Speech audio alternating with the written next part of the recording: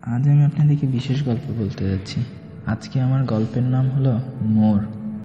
ফোনে কথা বলতে থাকা ছেলেটি হলো আমি, আর অপর প্রান্তে ছিল আমার বন্ধু জাবির।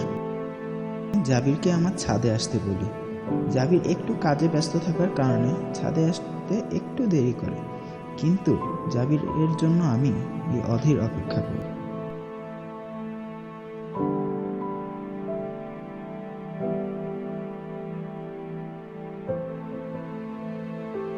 আমাদের ফ্রেন্ডশিপে কিছু মজা ছিল। এগুলো হলো যেমন ওই দেখেন, আমি আরেকজনের মেসেজ দেখতেছিলাম। এই লাল গেঞ্জি পরা ছেলেটি হলো সোহেল, ও আমাদের ফ্রেন্ড সার্কেলের ফ্রেন্ড। ওই দেখেন আরেকজনকে ধাক্কা দিয়ে ফেলে দেওয়া। সেই দিনগুলো খুবই ভালো ছিল, আমরা এইভাবে ফ্রেন্ডশিপ টিকিয়ে রাখতাম।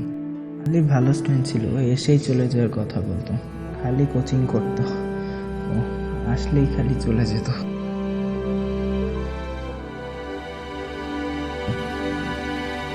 আমি জাবিরকে ফোন দিই ছাদে আসার জন্য, বলে অনেক মজার একটা ঘটনা আছে, তুই ছাদে আয়।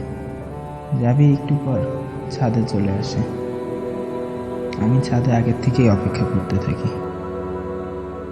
আমি জাবিরকে বলি আমি কোচিং একটা মেয়ে দেখেছি। ও বলে কি, আবার তুই মেয়ে নিয়ে পড়েছিস? আমি বলি মেয়েটির জীবনে মনে হয় কিছু সমস্যা আছে, মেয়েটির জীবনের সমস্যাগুলো দূর করতে চাই। জাবিরও আমাকে উৎসাহ দিল মেয়েটির জীবনকে সাহায্য করার জন্য।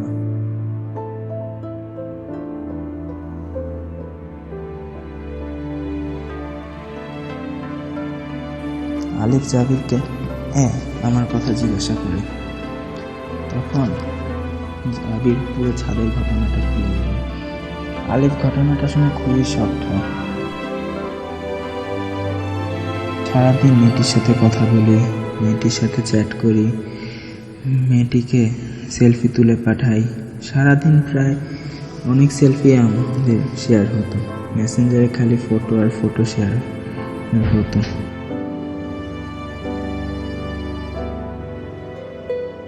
আমার একদিন রাত্রে মেয়েটিকে অনেক দেখতে ইচ্ছা করছিল, কিন্তু রাতে তোকে দেখার কোনো সুযোগ নেই, আমার পড়াও হচ্ছিল না। তাই ওর দেওয়া একটি কলম দেখেই আমি অযথা খুশি হচ্ছিলাম। একদিন আমি মেয়েটির সাথে দেখা করতে যাই। সেই দিনটি আমার জন্য অনেক স্পেশাল ছিল, আমি ওই দিনটায় অনেক খুশি ছিলাম। মেয়েটি আমার জন্য এত স্পেশাল ছিল যে আমি মেয়েটির সাথে বলতে গেলে বাসেও কথা বলতাম, প্রায় সারাদিনের সাথে লেগে থাকতাম। আমার অর্ধবার্ষিকী পরীক্ষার রেজাল্ট দেয়, স্যার আমাকে সবার প্রথমে ডাকে, লিখেছি বলে কি যে তুমি পরীক্ষায় অনেক ভালো করেছো। আমার স্কুলের বেস্ট ফ্রেন্ড তন্ময় একদিন আমার এলাকায় আসে। আমি ওকে মেয়েটির কথা বলি, কিন্তু ও আমাকে বলে মেয়েটি খারাপ, আমি বুঝি না কথা।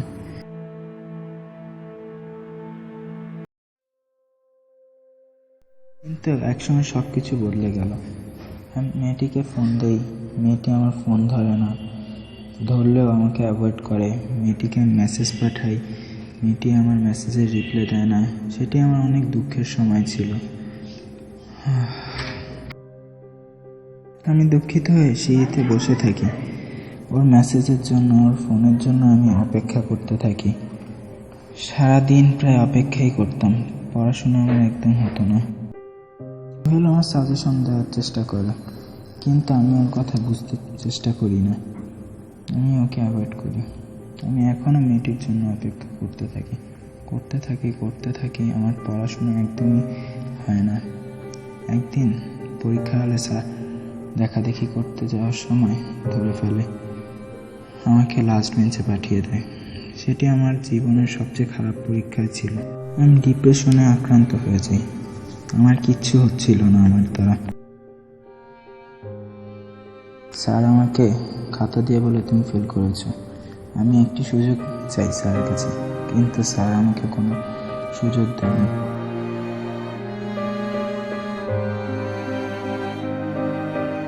মেয়েটিকে ফোন দিই, কিন্তু মেয়েটি আমার ফোন ধরে বলে তুমি ফোন দিয়েছো কেন।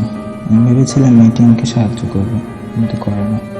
আমি ছাদের এক কোণে যেয়ে বসে থাকি, কিন্তু আমার জীবনের ডিপ্রেশনগুলো আমাকে অনেক জ্বালাচ্ছিল, জীবনের সেই মোমেন্টসগুলো। আমার শেষ সময়গুলোতে আমি ভেবেছিলাম আমার ফ্রেন্ডগুলো আমার সাথে থাকবে। আমি ভেবেছিলাম ওদের মেসেজ পাঠালে হয়তো ওরা আমাকে রিপ্লাই দিবে, আমাকে ব্যাকআপ দিবে, আমার সাথে থাকবে, আমাকে বুঝাবে। কিন্তু সবাইকে ধন্যবাদ আমার খারাপ সময় না থাকার জন্য। আমি সুইসাইডের ডিসিশন নিই এবং আমি সেই ডিসিশনটা ফুলফিল করি।